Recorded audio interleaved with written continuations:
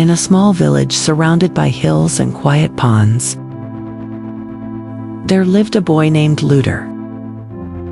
He was 12 years old and lived alone in a tiny wooden house near the water.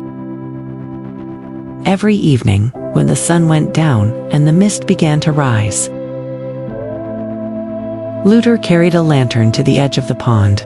Its light was soft and warm, shaking gently in the wind. He always placed the lantern on the same stone, the one where his grandmother used to sit.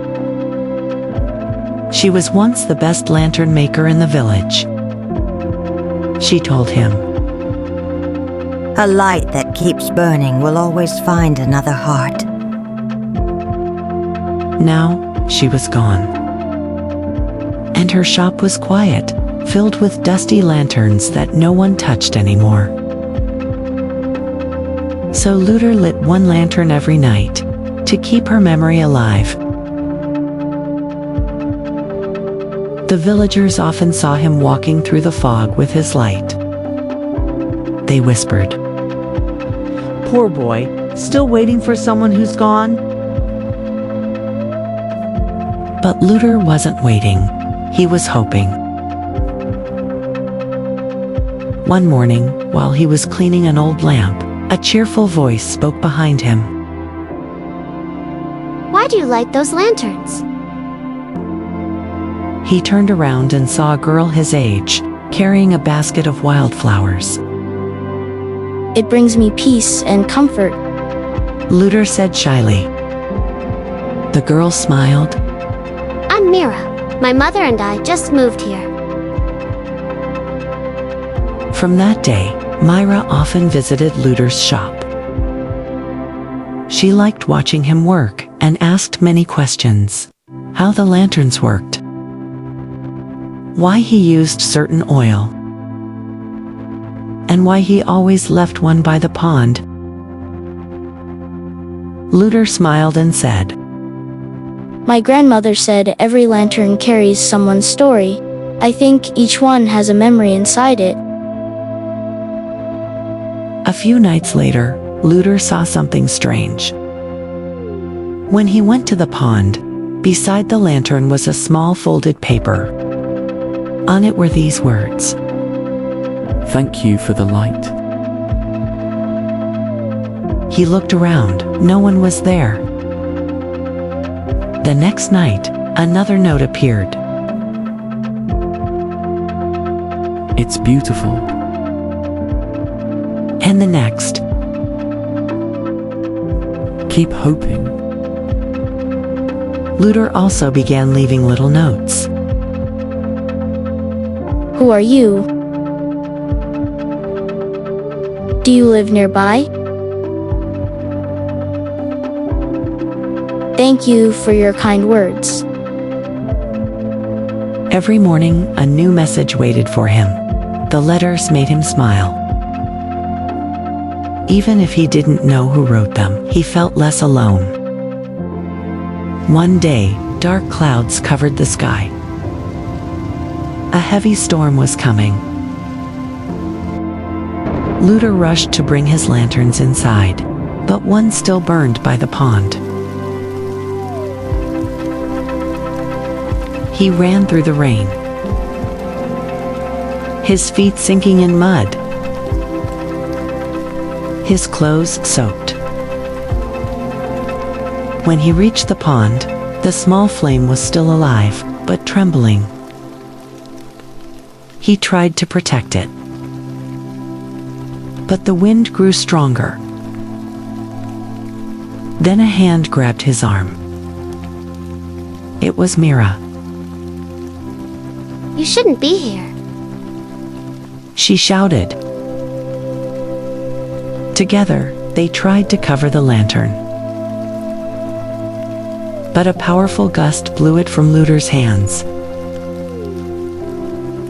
It rolled into the water and floated away. Luter stared sadly. "It's gone." Mira smiled softly. "Maybe it's finding somewhere new to shine." They stood side by side in the rain, watching the lantern drift until it disappeared into the mist. The storm ended, and the village began preparing for the Festival of Lights. A tradition Luter's grandmother once led. Luter opened his shop again. He cleaned the shelves and repaired the broken lamps. Mira helped him paint golden flowers on each lantern. When the night came, the pond was filled with floating lights. Everyone laughed, sang, and sent their lanterns drifting across the water. Mira handed Luter one she made herself. It had the same flower design his grandmother used. Let's release this one together. Maybe your light doesn't just wait. Maybe it guides. They placed the lantern on the pond. It glowed brighter than all the others.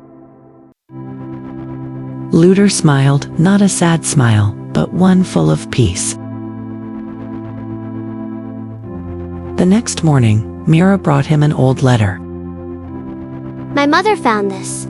She said it's for your grandmother. Luter opened it carefully. Inside was a message written many years ago, from Myra's brother. In the letter, he thanked Luter's grandmother for making him a lantern that guided him home during a long, cold journey. He had promised to visit her shop one day, but he never made it.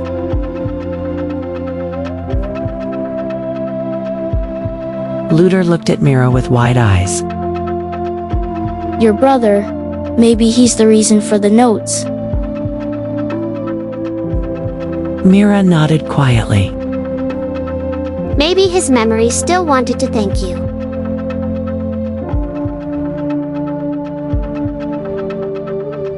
The next day, they both looked at the calm water. The pond reflected the rising sun like a giant golden mirror. Luter took one of his new lanterns, lit it carefully, and placed it on the pond. For the hearts that have healed, and for the hearts still learning how. The lantern floated slowly, joining the sunlight on the water. Its flame shimmered softly, bright and peaceful. From that day on, the people no longer called him the boy who waited. They called him a lantern keeper of Willow Pond. The boy who kept hope burning for everyone who needed a little light. The end.